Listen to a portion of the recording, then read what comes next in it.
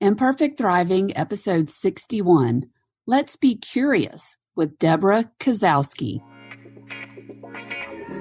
I'm Catherine Ely, former attorney turned licensed counselor and coach. Oh yeah, and recovering perfectionist.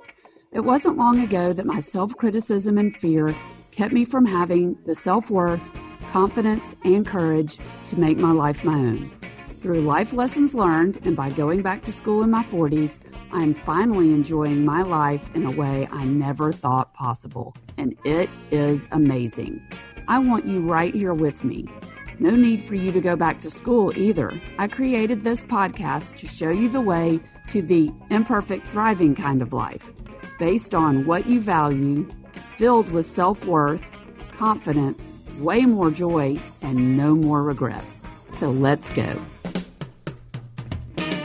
We want to have certainty in our lives because we feel that, okay, if I'm certain about it, I can demonstrate, I can do well at it, versus being okay with making mistakes and wrongs. And I think that shame, or when maybe we were scolded as kids, that doesn't allow us to give ourselves that grace to say, I'm learning, I can get up, I can do this again, I'm going to do better the next time. But the thing is that people forget that they've faced uncertainty before and they're still here. On today's show, we have Debra Kasowski, the charismatic host of the thought-provoking podcast, The Millionaire Woman Show.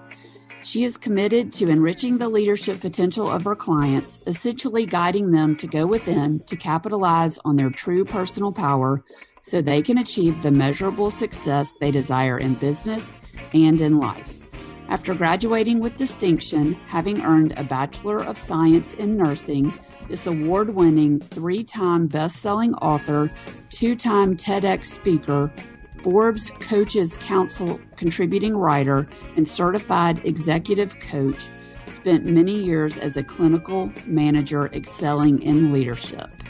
Debra has a book entitled Let's Be Curious, Ask the Right Questions, Get Better Answers, Create What You Want. So today we are going to discuss curiosity, all things curiosity, how we lose it, why we need it, what questions to ask ourselves to help get it back. But before we dive into the show, Debra is from Canada, so I thought a quick shout out to all my friends listening in Canada was appropriate for today. Thank you for listening. I'd love for you to reach out on Instagram at Imperfect Thriving. Let me know how you're doing and anything that you would like to hear about on the show. So along those lines, I want to read a quick review left on iTunes. So this is from Ben Kilroy, host of the Military Veteran Dad podcast. And Ben says, people go through lives on autopilot, never really knowing that they have a choice for how they live their lives. Helping people realize the best parts of their lives is such a great feeling. Thank you for all you do. Well, thank you, Ben, for taking the time to reach out, and I really appreciate your kind words. They mean a lot to me. And if you enjoy the podcast and have a couple of minutes, I would love it if you would head on over to iTunes and leave a review of the podcast today. So, without any further waiting, let's welcome Debra to the show. Debra, I'm so excited to finally have you here. Welcome to the show. Thanks so much for having me, Catherine. It's a pleasure to be here.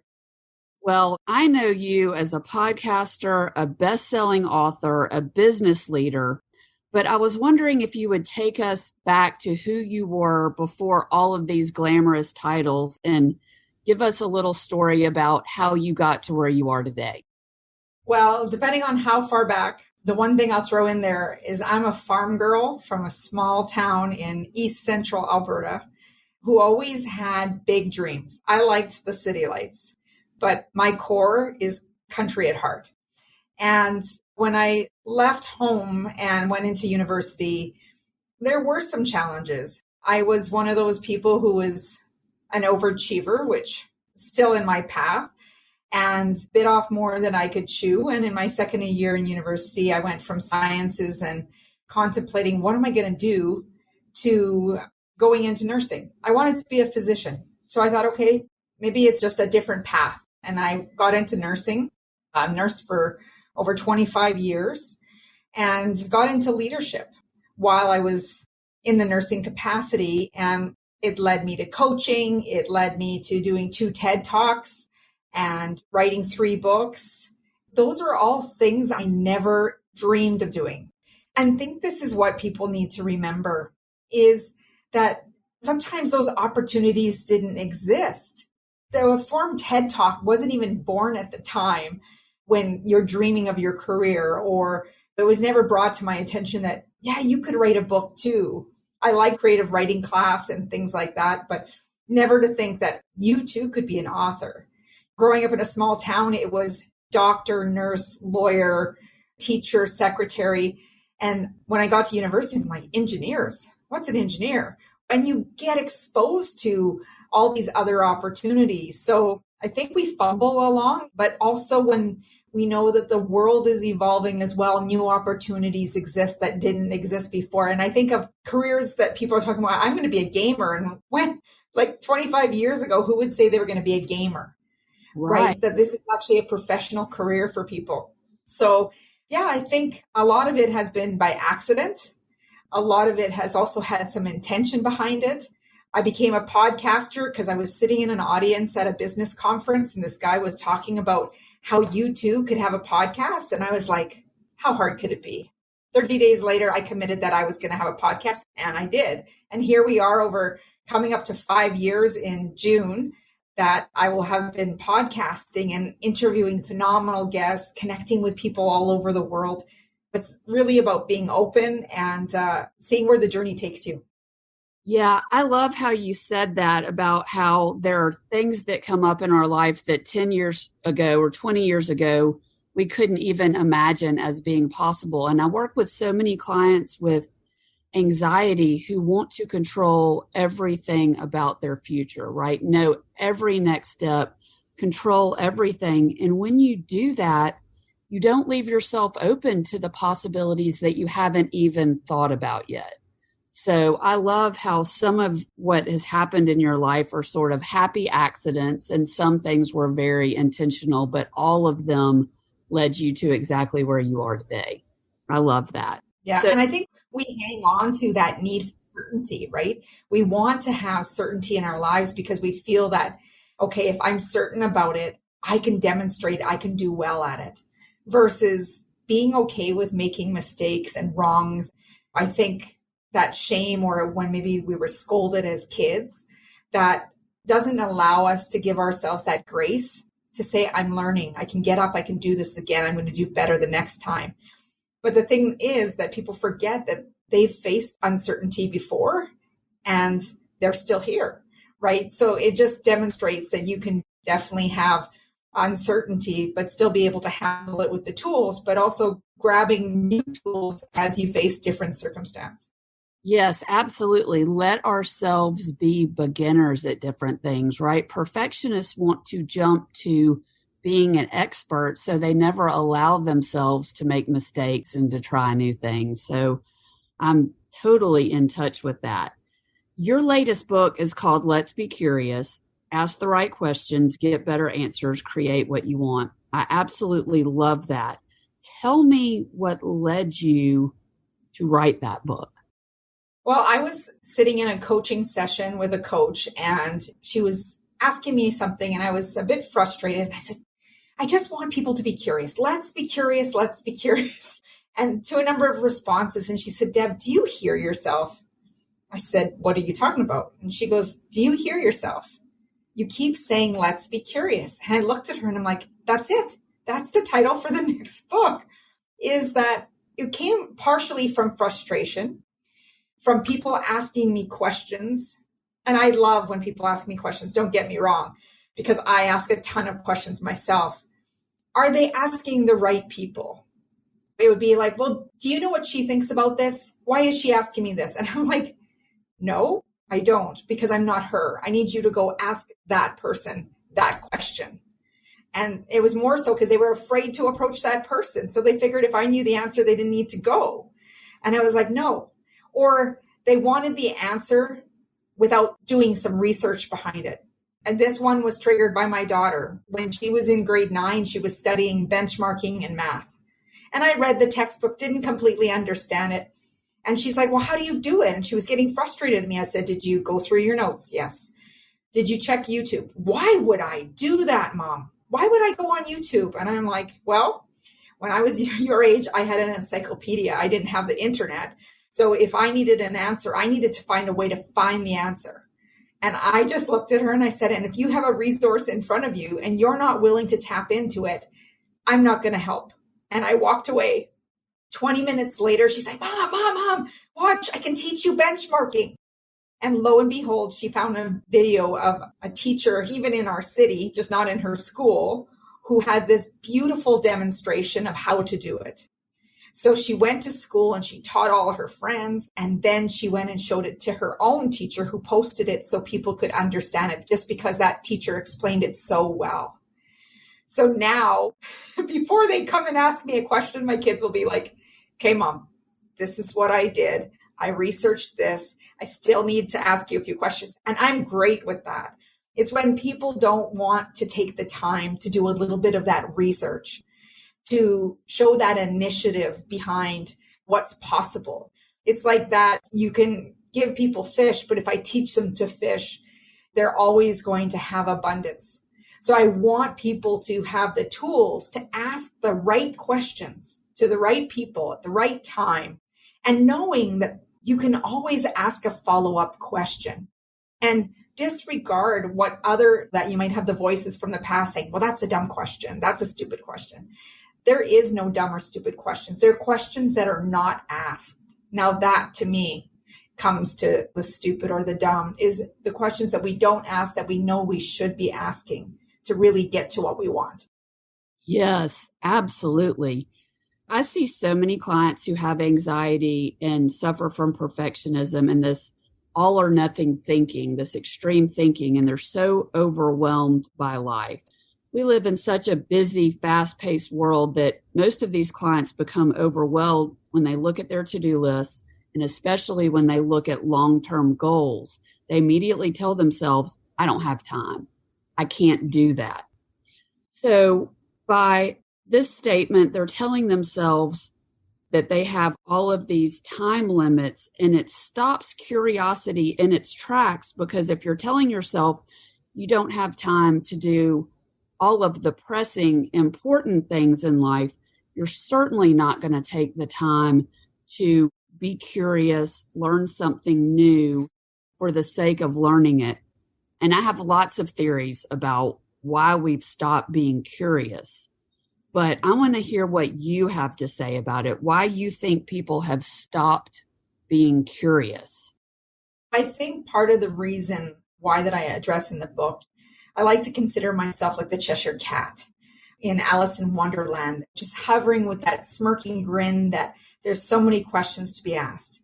And often when we were in kids, we used to ask why about everything because we were in a place of discovery, because we were exposed to new situations. It's just like when you go back to your school after you've graduated or many years later, you realize how small those desks were.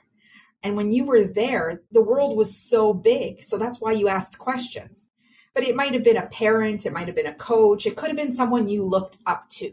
And you had asked a question and they told you, again, that it was dumb or stupid, or why would you ask such a question, that you felt humiliated, embarrassed, possibly shamed. So you've stopped asking. And I'm recovering perfectionist. It takes me every day to remind myself progress is better than perfection. And one of the perfections, I think, or what I refer to as avoidance procrastination, is that we avoid doing something because we think it's not going to be perfect. And the people who learn the most learn from the failures that they've had versus the successes, because success just teaches you that it worked. Whereas when people fail or make mistakes, they're learning opportunities for us to reframe it and say, okay, I learned what doesn't work, but it helps me become a better critical thinker. It helps me become better at troubleshooting when things aren't going right. And then I can realize that what do I need to do differently that's going to get me closer to helping it work? So when we give ourselves that permission to fail, permission to make mistakes, we are more apt to. And when you put pressure on yourself, have that self-talk and beating yourself up, saying that was a dumb question, you're going to prevent yourself from asking because you have this belief that someone's going to think it's dumb. And when you have a belief that you're hanging on to and feel the shame that comes with it, even though it's not with that person, you're carrying it from other experiences, you're not going to ask the question and you're not going to get the results that you want. So you really need to go back and say, okay, where is this coming from? Am I really asking a dumb question? Because when we have a question, the question often lies in the answer. We know what answer we're looking for. Otherwise, we wouldn't be disappointed if someone gave us an answer that didn't match up. Yeah, absolutely. And I can say amen to every single word you just uttered. And along with that necessary permission to fail, permission to be a beginner, the mindset shift from this is failure to this is just data that I can put back into the equation to do it better next time, right?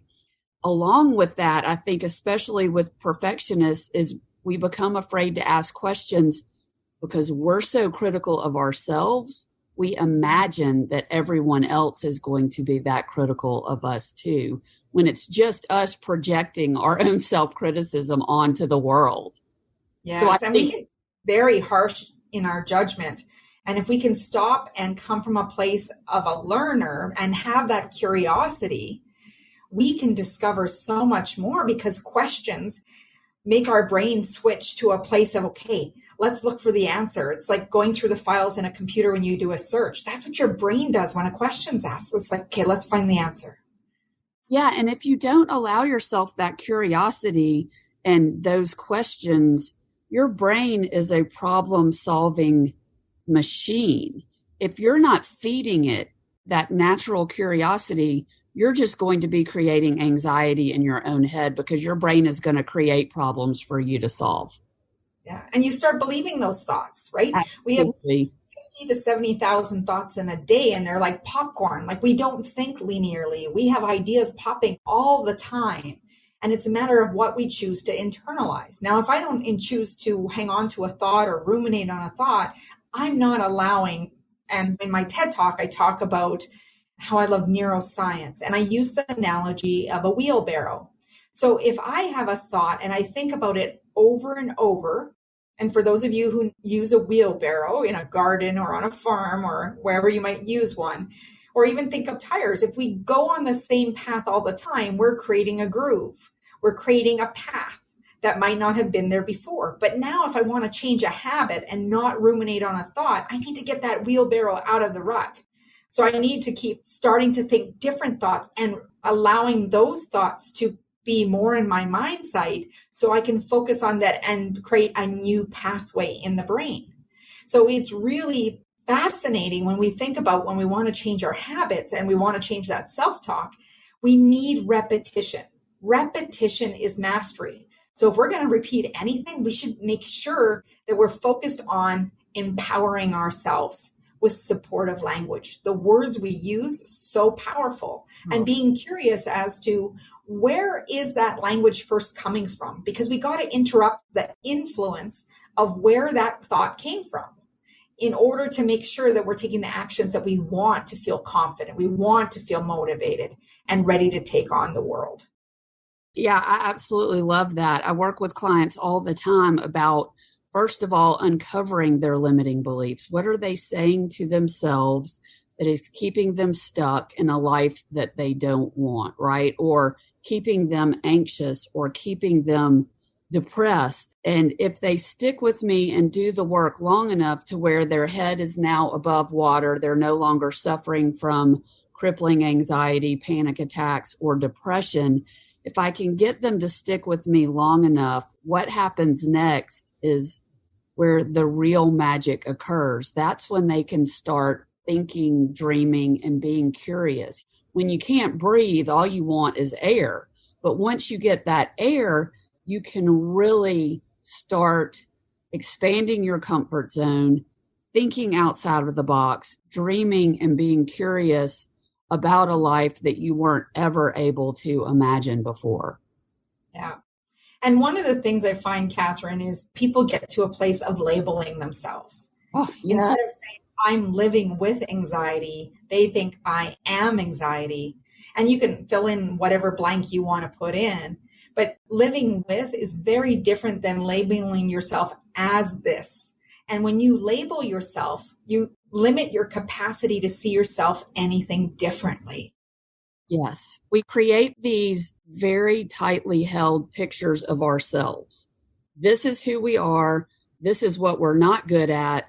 This is what we suffer from. And we hold on to those pictures so tightly that we don't allow for change or for growth. And so I also help clients kind of loosen their grip around that picture of themselves so that you can allow the growth necessary to get to that life that you want. And so what are some of the questions that we need to ask ourselves to create a life or a career that we love? So one of the biggest things is really getting clear on what it is you truly want. And I remember doing one exercise with a client, and we were sitting in a coffee shop, and she's like, I don't know what I want. I said, okay, here's a paper, here's a pen. For the next 10 minutes, we're going to do this exercise. And I said, no filter. You write steady for the whole time. And the whole 10 minutes, all I did was, what do you want? So you can do this at home. You do this with a friend, but remember, don't backhand them or anything like that because you will get frustrated. And every 2 minutes, I would say, what do you want? What do you want? And what do you want?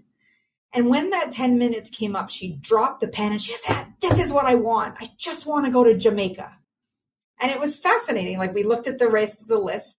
We could evaluate it and find out what were some of the priorities. But the Jamaica thing was so important to her. And I looked at her and I said, when did you look up how much Jamaica costs? And she goes, well, I haven't. What do you know about this about Jamaica? Well, I don't. And it's like, well, how do you know you can't afford your dream? How do you know you can't have this right now? Well, about a year later, she messaged me and I saw pictures online that she got married in Jamaica. Oh, wow. But it was fascinating to me that we get ourselves so stuck on, we look at our current circumstance. So one of the questions is, where am I right now? To really be clear on where it is you are right now, but not defining yourself by your current circumstance.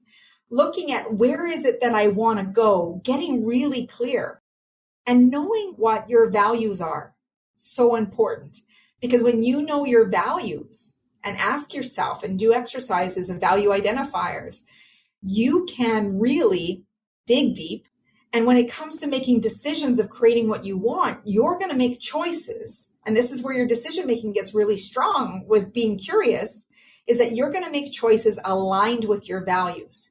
Because where we have struggle in life is because we're not making decisions aligned with our values.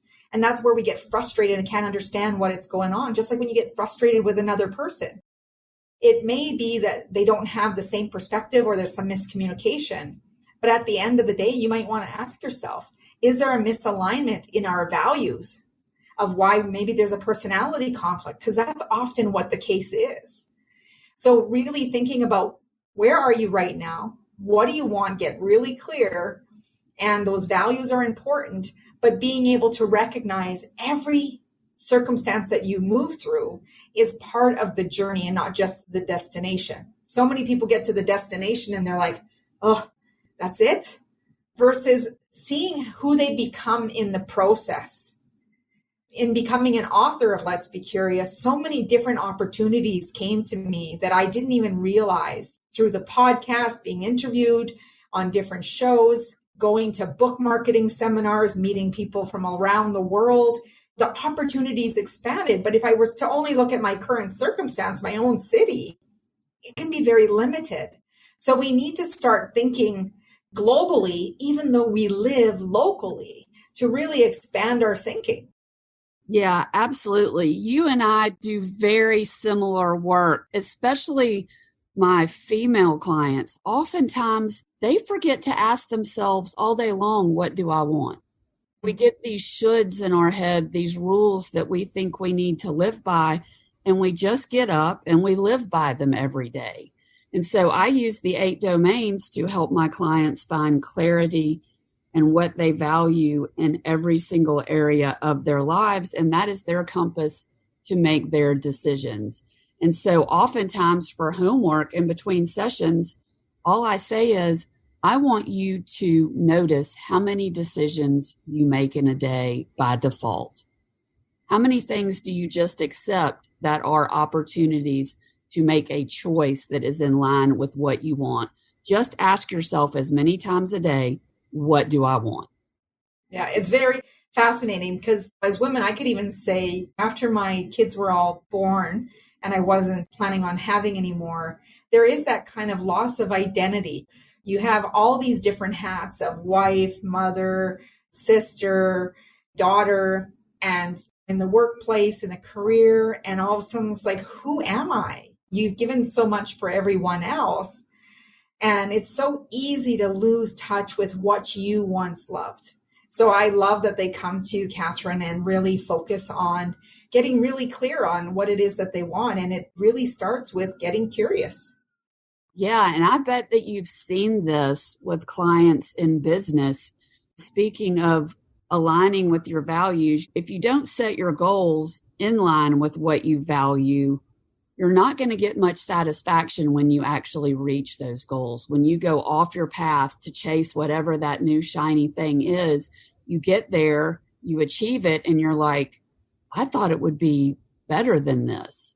Have you worked with clients on that particular type of issue? Yes. And the clients that I've worked with, we're very much focused on business things. And it's funny how when people come to coaching, they think that a lot of it is business focused, but it ends up being a lot about just interpersonal relationships, how they're taking care of themselves and their perspectives, and being able to challenge those perspectives and offer them a different viewpoint. Because often what we think is truth, the only viewpoint that we know is our own. But when someone can offer us a different viewpoint, we can suddenly start seeing the world differently and maybe put a little bit of less pressure on ourselves and saying, oh, well, that's not how they see it. Oh, that's how they approach things if they've made a mistake, and to give themselves that grace. One of the things that I wanted to just touch on that you said, Catherine, was about the shoulds.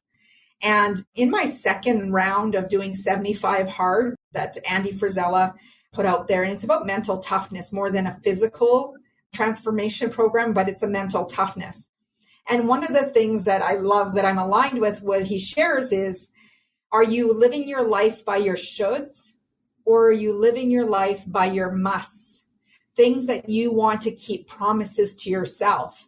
And I think this is where we go down a rabbit hole as women, is that we are not paying attention to keeping our own promises to ourselves. We need to set boundaries to ensure that we take care of what we love and want to give our dreams and goals, and not sacrifice those. Because when we're living in a life of fulfillment of our own dreams and goals, that only ripples to the people around us. So we want to ensure that good boundaries are put in place. And the musts that I'm talking about, those are the commitments that you make to yourself. Because often people might put, oh, gym on the calendar. I'm going to gym, I'm going to work out. And someone phones up and says, hey, can you do this? Can you run this errand? It's like, oh, sure. They canceled themselves. And I want people to think that you need to keep yourself on the calendar is just as important as anything else. Years ago, I was working with a business coach, and I said, the kids are with me all the time. I can't understand. They're like, Mom, I want you. I want you. I'm like, we have conversations in the car. We're going to all the sporting activities. And I was like, I don't get it. And I said, how much more do they want? And she said, Deb, you need to put each member of your family on the calendar. And I'm like, what are you talking about? She goes, they each want your own quality time with you. So I did it. One day, my daughter wanted to go shopping. We went shopping. One son wanted to go mini golfing. Then the next one said, hey, I want to go mini golfing too. And the last trip to the mall to go mini golfing, he and I both got a hole in one on the same hole. He was so excited. We took selfies with the phone and everything.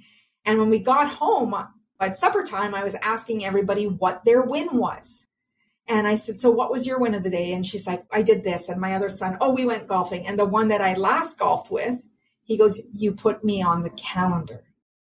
Oh. And I had to turn around because my eyes filled up with tears, not realizing how much this quality one-on-one time was. You know, now they're young adults and I'm like, hey guys, we're on a date. And I said, Mom. And I'm like, I need to make sure you notice that we are spending that quality time together. That is the same thing that we need to do for ourselves. Because inside, you're crying out saying, you need to put me on the calendar. I need to be as important as everything else you put on the calendar. And when you start doing that and keeping promises to yourself and putting boundaries for those who attempt to cross it, saying, you know what, I'd love to help you, but I need to do this first. I have a promise to keep. And that's when transformation will truly happen. Keep that appointment on the calendar. You're just as important. Oh, yes. Amen. Absolutely. And so when I notice a client always canceling themselves, they're always last on their own list. That to me is a cry for help to increase self-value, to learn that you're worthy of putting yourself first, because otherwise they're going to keep canceling it. And I think part of that, another thing that I see is even if I get a client in line with what they value and they start taking action toward what they value, if they are living by their shoulds, then they are living someone else's agenda, someone else's rules, someone else's life, and they're not going to be happy until they're completely aligned with who they are. Yeah, 100%. Totally agree. So is there any particular mindset shift that you've made over the years that made the most positive impact on the life that you have today? Do you remember any kind of an aha moment or a shift that took place? There's been a number of shifts. They all happened at different times. I think the 75 Hard program for sure was part of it. One of the biggest shifts for me was I have done triathlons, Olympic, sprint. I have run 5K, 10K, half marathon, and I'm not a fast runner by any means. But I had run a 10K and I signed up for a half marathon. It was in a city a few hours away. I didn't know the route. I parked my car. I went to the start line and all I told myself was, well, you're going out and there's only one way back to your car. Nobody's going to pick me up and drive me, right? I'm not even putting that as an option. So I knew whether I walked, crawled, or whatever it was, I was going to get to the end. And I finished that feeling so empowered because 21K, I had done a few others. And then one day I signed up for a marathon, 42 kilometers, 26.2 miles. And people are like, what made you do that? And I was like, you know what? It was the next thing to do. Like, I don't know if it was a checkoff list, but what I knew from that half marathon is when I signed up, you consider it done. So in my mindset, I had to come from a place of considering it done.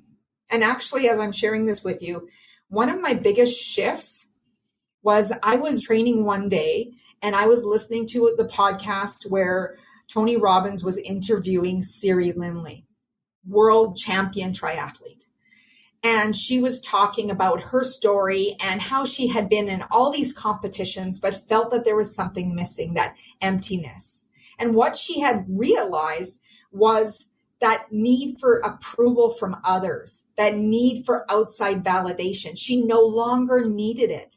It was approval from self. It was self-validation. And I was like, that's it. As I was running, I remember stopping and I'm like, that's it. That's exactly what I need. So I signed up for the marathon. I did not tell my family members. And part of the reason for that is my family members, they're also competitive as well. But when I came to the end of some races, I would look for them. I'd wonder where they are. And usually ahead of me at the food tent, getting food, or they're visiting with someone. And they weren't always there when I was finishing. And I just was so disappointed because I wanted to say, hey, can you see me? I did it. And then this time I didn't tell anybody actually until like 9 o'clock the night before. And I had even texted my husband at the time. And I said to him, I have a confession to make, but little did I know that his phone was dead. And when he charged it in the morning, I got this message back was, confess what?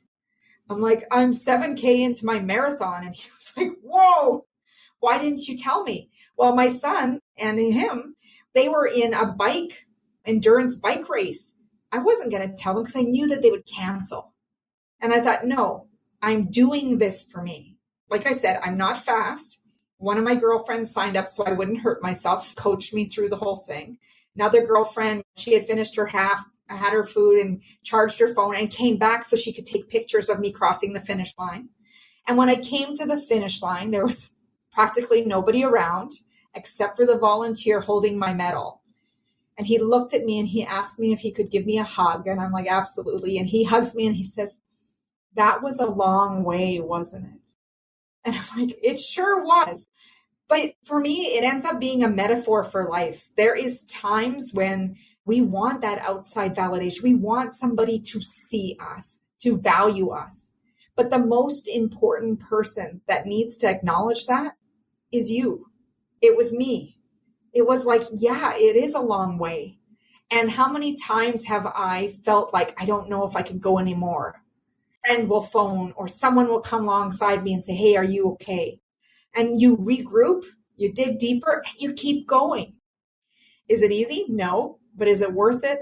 100%. Because even though can't guarantee you I'm going to run another marathon, the fact that I finished the distance, because to me, it wasn't about the time. I had no expectation other than having that medal around my neck because it had our beautiful bridge on the medal. And my girlfriend said, you could have ran 5K and got the same medal, but it doesn't have the same significance as what I pushed through to finish it.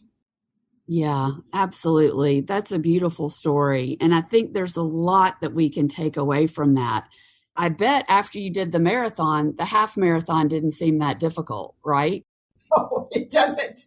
By doing the next hardest thing, by stepping out of our comfort zone and doing something hard, several wonderful things happen to us. First of all, we're proud of ourselves. And we need that. We need to appreciate and be proud of who we are as individuals. The next thing is that everything else you've done before that becomes so much easier. Walk in the park. And the third thing is it fuels us forward to do the next hard thing.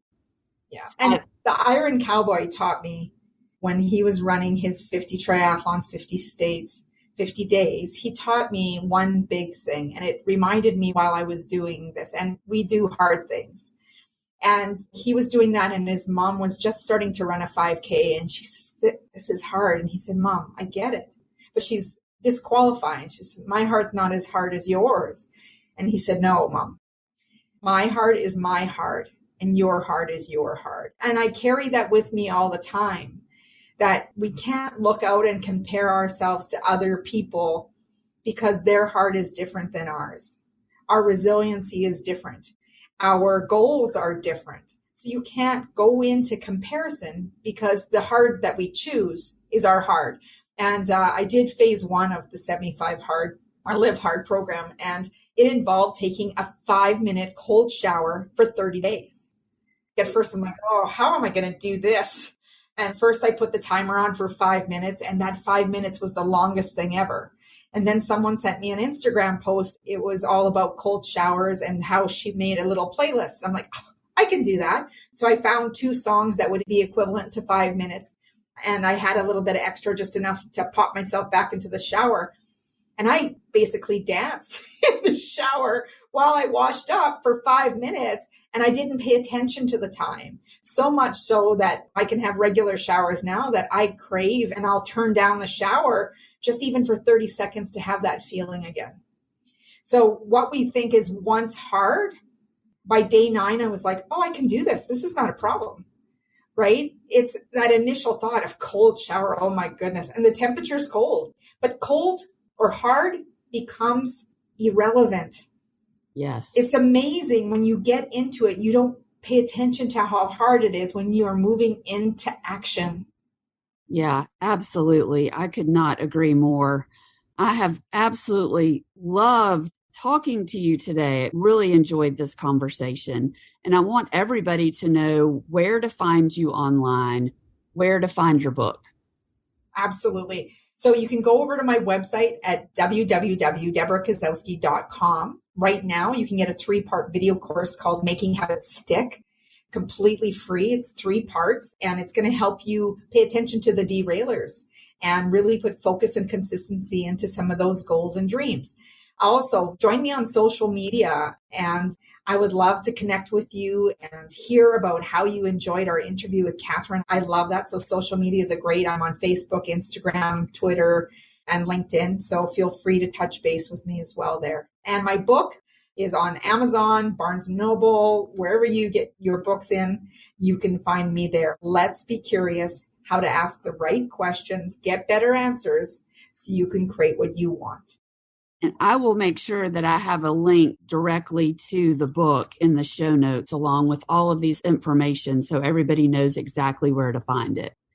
So I like to finish up the episode with the same question, which is, what is one imperfect action you suggest that we all take today that would bring us closer to our best lives? That imperfect action is trust yourself, is to really know what the next best thing is. The greatest return on your investment, whether it be time, whether it be money, whether it be one of your resources that you have, and move it into action. We can minimize risk. We can do our due diligence.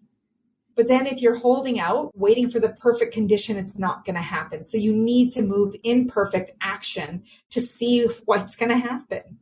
And you realize you can ask more questions. You can adjust the course along the way.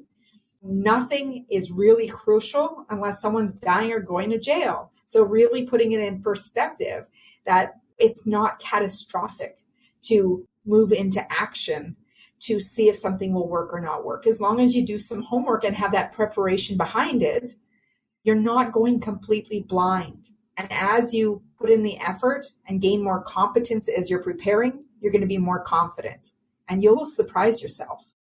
Absolutely. I second that motion. We all need to just get out there today and take that action that we've been holding off on, that we've been thinking about for so long. Today is the day. Do not let your brain tell you you are not ready, because it will try. Just go take that action. Debra, thank you so much for spending time with us today. Thank you for having me. It's been a pleasure. Okay. So everybody, y'all go out and take that one imperfect action. Get moving on that thing that your brain has been telling you that you are not ready for. And I will see you right back here next week.